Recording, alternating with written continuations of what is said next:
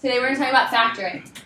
So we talked about factoring with quadratics, and that's always something that some students get kind of right away, but a majority of students tend to struggle a little bit with factoring, but it's a really important skill. So we're going to kind of keep hitting on it here, and today we're going to look at some ways of factoring higher powers of x. So we learned how to factor our quadratics, and today we're going to look at how to factor some higher powers. The first one is a special pattern for factoring.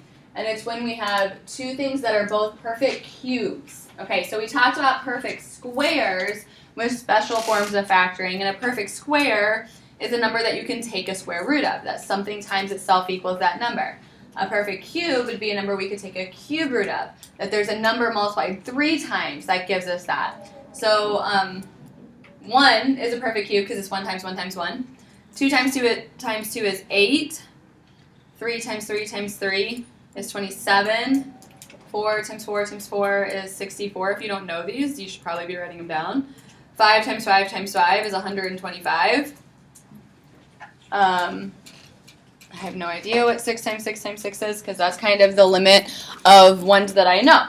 And then in a problem, if you're not sure if something is a perfect cube, then you would just grab your calculator and do some guess and check and say, okay, here's this number. It's bigger than 125. I don't know if it's a perfect cube. Is it 6 times 6 times 6? And try it out and see if it is. Or 7 times 7 times 7 and see if it is. I don't know what those are in my head, but learning to recognize some of these smaller perfect cubes will be helpful to you. So in this special form, we're going to have a perfect cube either added or subtracted to a perfect cube. Now this special pattern looks really overwhelming. But what we're going to do is take the cube root of those two things and get our little group. Okay? So we're going to take this and take a cube root, take that and get a cube root, and we get that first group. Once we have that, we never look back to the original problem.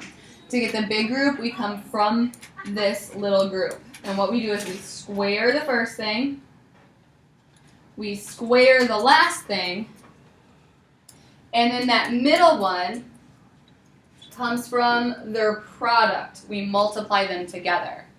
And we're going to do an opposite sign. Okay, so if the first group has adding, then this group would have subtracting. Okay? So that's the way that this special pattern is going to work, is we take the cube roots of the two things to get our first group. Once we have that first group, we never look back. Square the first thing, square the second thing, multiply them together. If this group's adding, this group's subtracting, and vice versa. This last line is always positive because it comes from squaring something. Sometimes it's easier to see when we have numbers in the problem. So, as always, when we factor, the very first thing we need to do is check to see if anything is in common that can divide out of every term. If it can, that's where we have to start. That doesn't happen here. So then what we're going to do is set up a little group and a big group. The little group is the cubed root of the two numbers in the problem.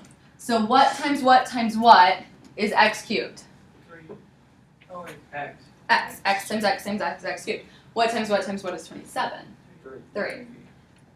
So that's our first group. And we use the same sign as the original problem.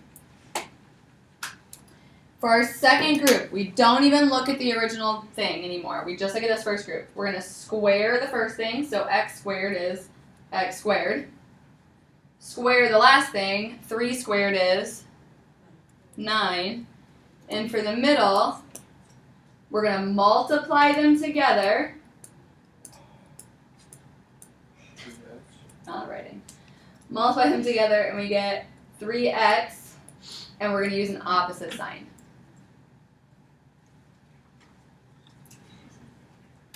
Okay? And that's opposite of what's in the first group. Opposite of what's in the first group.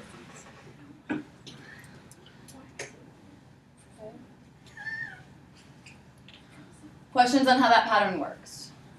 We'll definitely do more examples to get more familiar with it, but are there questions on how it works?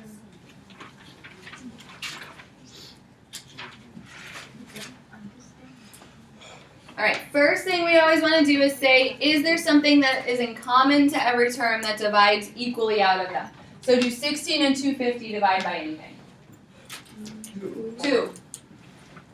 Okay, so they both divide by 2.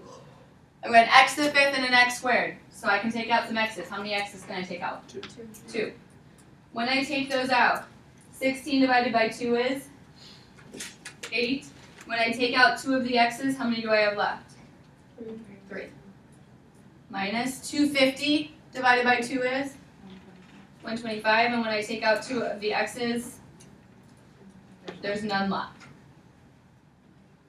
That 2x squared must remain in the problem. Okay, a lot of times when students divide something out, it just disappears. Okay, it's going to tag along in the front of this problem. Now what we want to do is break down what's in the parentheses further. So we have a smaller group and a bigger group, which I really pretty much made the same size. The first group comes from taking the cubed roots of the original. So what times what times what is 8? 2. So we get 2x in the front there. What times what times what is 125?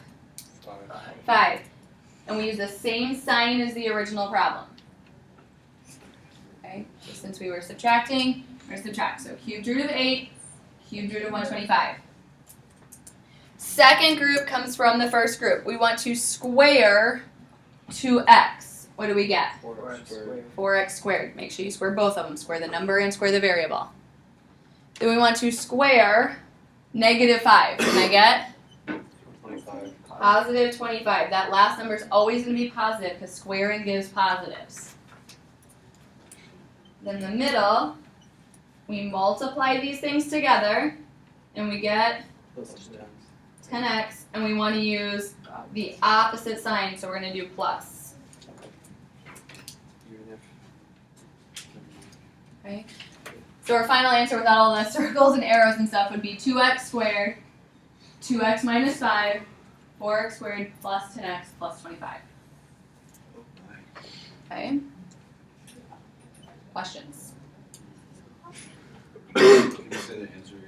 Yep. I can just rewrite it without all the arrows and fanciness. 2x squared, 2x minus 5, 4x squared plus 10x plus 25.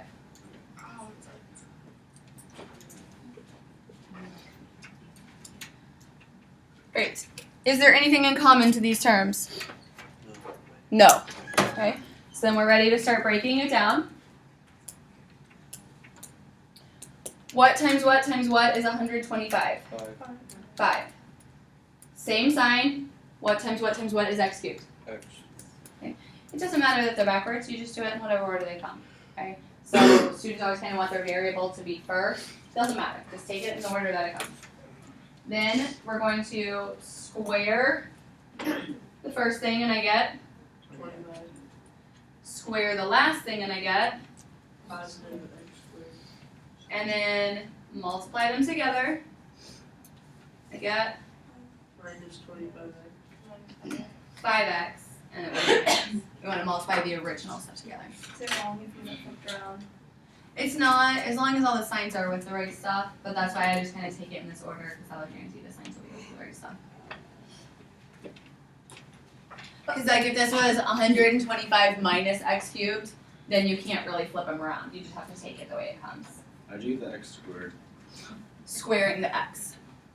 So you square the 5, square the x, and multiply the things together. Is there anything in common to these terms? X. They both have an x. Do 64 and 27 both divide by anything? No. When I take out an x, what does that leave me with? 64x cubed. 64x cubed minus 27. 27. It's one x out of each of them. There's nothing that divides into 64 and 27. So then from there, we're going to break it down. What times what is 64? 4 and an x. What times what is 27? 3. And we use the same sign as the original. Then we square, and I get 16x squared. 16x squared. Make sure you square the number and the letter. Square the 3 plus 9. Multiply them together.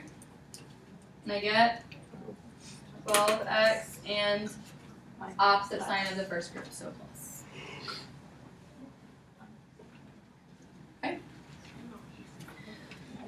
Questions?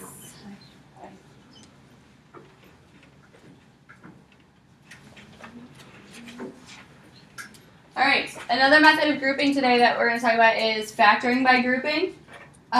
What we're going to do in factoring by grouping, we can only do this when we have 4 terms.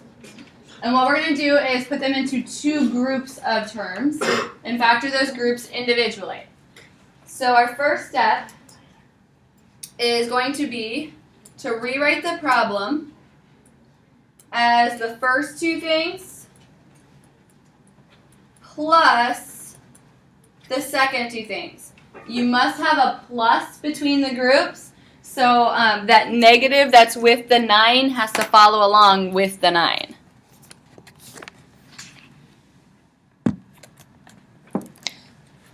Then what we're going to do is look in the 2 groups individually and see if there's anything in common. So in the first group, what's in common? X squared. When I take an x squared out of there, what does it leave me with? X 2. X minus 2. In the second group, I want to take out what's in common. If that first number is a negative, take out a negative. Okay, we want our first number to be positive. So what do 9 and 18 both divide by? 2. So I'm going to take out a negative 2, which leaves what inside of the group? No, not negative 2. Sorry. Negative 9, which leaves Which leaves 2. x Plus 2. minus 2. Because I'm dividing on a negative 9, so it's going to change that sign. Okay, I'm dividing 18 by a negative 9, so it's going to leave me with a negative 2. What is in those 2 groups should match. If it doesn't match, something went wrong or this problem is not factorable by grouping. Okay? What's in those groups should match. So now what we're going to do is say this problem really only has 2 terms. Terms are separated by pluses and minuses. So I've got this first term and this second term. And those 2 things now have something in common. They have an x minus 2 in common. So what I'm going to do is take out an x minus 2, and then what's left from those 2 terms is an x squared and a minus 9. So in a sense, what you're going to do every time is write that matching group 1 time, and then write the outside stuff together. Okay? What we're really doing is saying that minus in the middle, or if it was a plus in the middle, separates 2 terms, and they each have something that matches. So we're now pulling that matching thing out and leaving the leftovers. Questions on that? How did you get that x minus 2 times x squared minus 9? We take out the x minus 2 that's in common to the 2 terms, which leaves leftovers of x squared and minus 9. Will there always be only 4 terms? Yes. For factoring by grouping, we have to have exactly 4 terms. The last step says factor further if possible. Linears do not factor further. So that x minus 2, there's definitely nowhere that can go. But x squared minus 9 does factor further according to something that we learned back in chapter 5. How does that factor down further? It's a special form.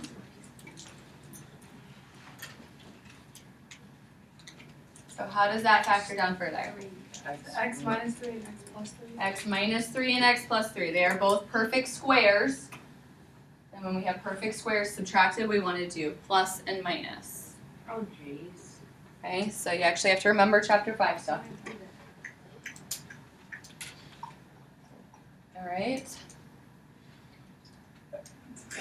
Let's do more.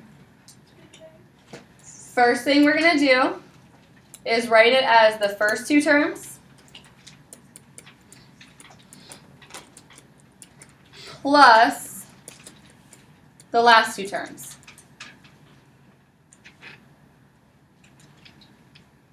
How do we know what to group, like, in terms? Is it the first 3? Pluses and minuses are what separate terms. So you want to go until you have 2 terms.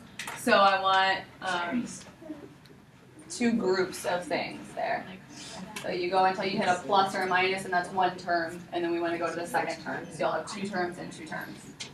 Could we potentially do x2, y2 as 1 term and the rest as another? x2, y2 is one term, and we need two terms within a group. Oh, 'cause it's. So we need two terms and then plus the other two terms. So we have equal groups. Then we want to take out what's in common in these groups. So in the first group, what matches? X squared. X squared, which leaves a y squared minus 3. In the second group, I have that negative in the front, so I'm going to take out a negative. What else divides out of that? 4. So negative 4. And if I divide a 4 out, it leaves y squared and minus 3, because I'm dividing by a negative 4, so 12 divided by negative 4 is negative 3.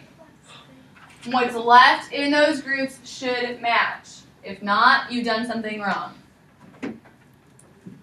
So then, we want to look at our two terms, which are separated by that minus in the middle of this. And they have something that matches. So we're going to take out that y squared minus 3 times the leftovers, x squared minus 4.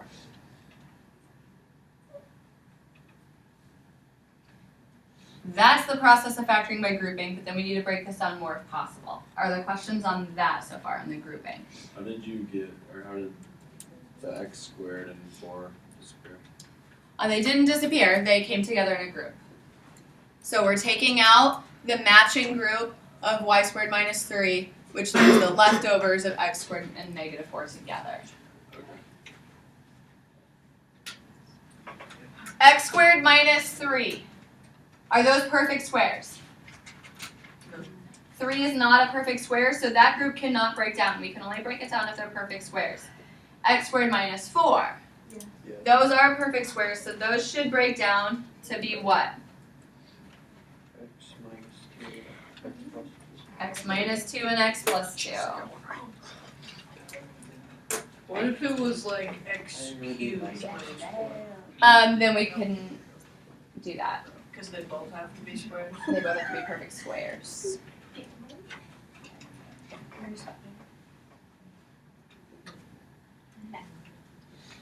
Alright, we want to group together our first two terms. So we're going to have 3x cubed minus 6x squared plus our last two terms, x minus 2. Then we want to take out what's in common to each group. So what's in common in that first group? 3x squared. 3x squared. When I take that out, what is left? X and 2. X and a minus 2. What's in common in the second group? Nothing. X and 2, they don't have anything that matches. You always must take something out though, so what can we always divide by if nothing else? 1, right? We could divide by a negative, but that's going to change up the sign, so we don't really want to do that. So we can always divide by a 1. You always must take something out. So if there's nothing else that matches, we can say, oh, well, we'll just divide by 1. Okay? Because dividing by 1 doesn't change anything, but you always must take something out. What's left in the group should match. So then we look at our two terms that are separated by that plus in the middle and say the matching thing can come out front times the other stuff.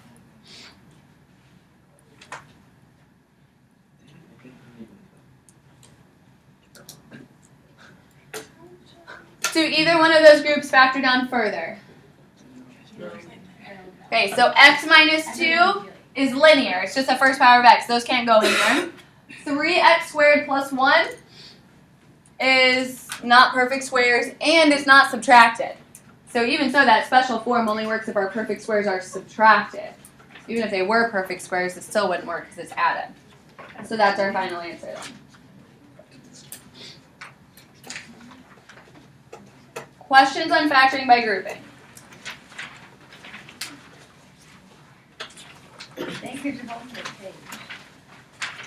The last thing we're going to look at is how to factor higher powers pretending like they're quadratics.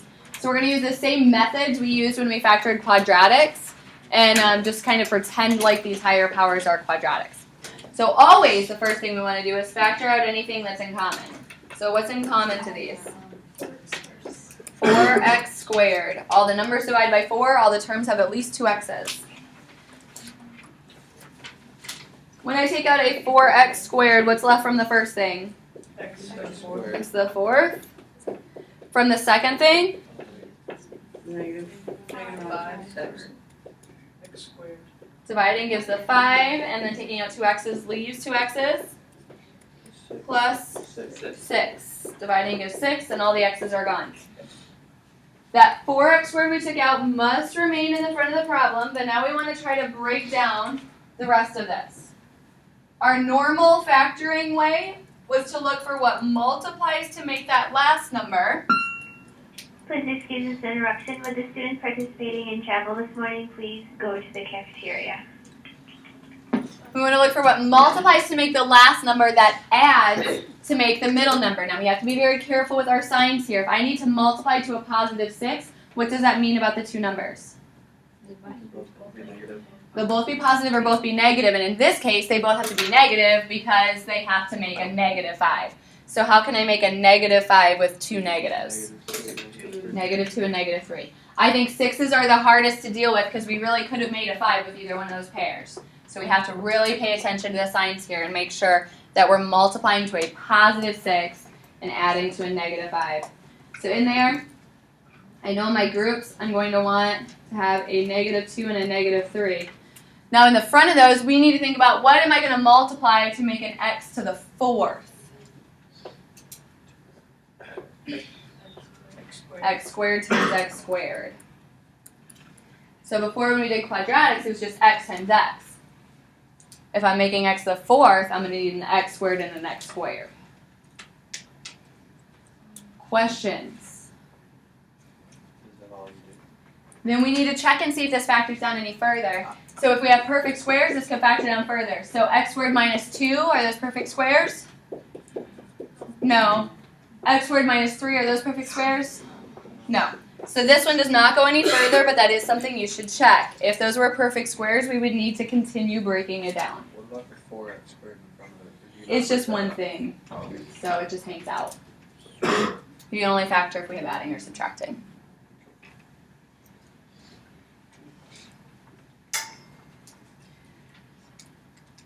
Is there anything in common to these two terms? Nope. No. What do you notice about the numbers 25 and 36? Square roots. They are both perfect squares. We can take square roots of them, so we're going to do that. What is the square root of 25? 5. What is the square root of 36? 6. To multiply to an x to the 4th, what do I need? X squared. X squared. And what am I going to do about signs? Plus and minus. Adding won't be able to break down any further. Subtracting might if these are perfect squares. Are 5 and 6 perfect squares? Nope. No. So then this problem's done.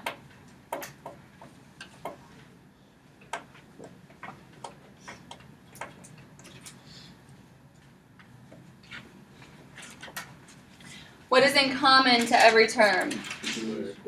B squared. There are no numbers that divide anything. A is only in a couple of them, but there is a b squared at least present in all of them. So if I take that out, I get a squared and 8ab and 16b squared.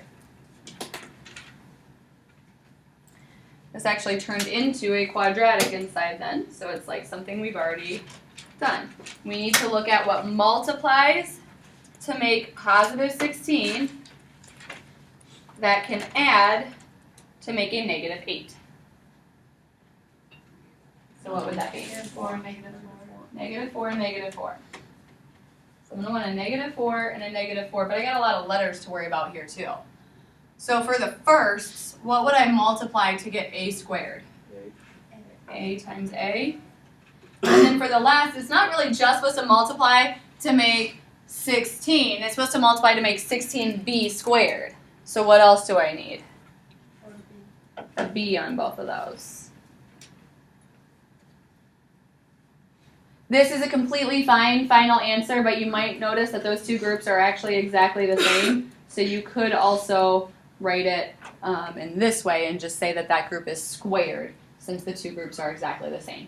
You don't have to, but that is a little bit cleaner way of writing it instead of writing the same thing twice.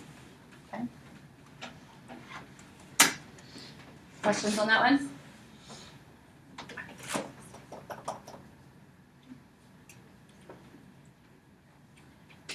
All right. Does anything come evenly out of 81 and 16? No. What do you notice about the numbers 81 and They're 16? perfect square. They are perfect squares. So we're going to break this down. Factoring perfect squares. What multiplies to make 81? 9. And what do I need for the variable? X squared. X squared to make an x to the fourth. What multiplies to make 16? 4. And what do I do with my signs? Plus and minus. Plus and minus. Pluses will not be able to factor down further, but minuses might if they are perfect squares. So are 9 and 4 perfect squares? Yes. So we need to keep going on this. That first group isn't going to change, but we don't want to forget about it. It needs to tag along. And that second group we're going to break down. So what multiplies to make 9x squared? 2x. What multiplies to make 4? 2. And signs? Plus and minus. Plus and minus.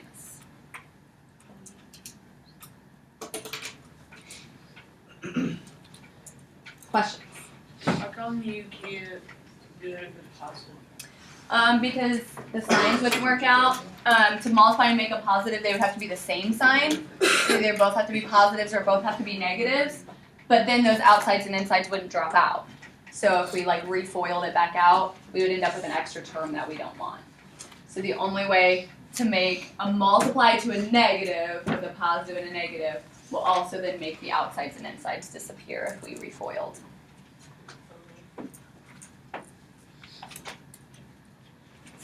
Homework tonight is from section 6.4.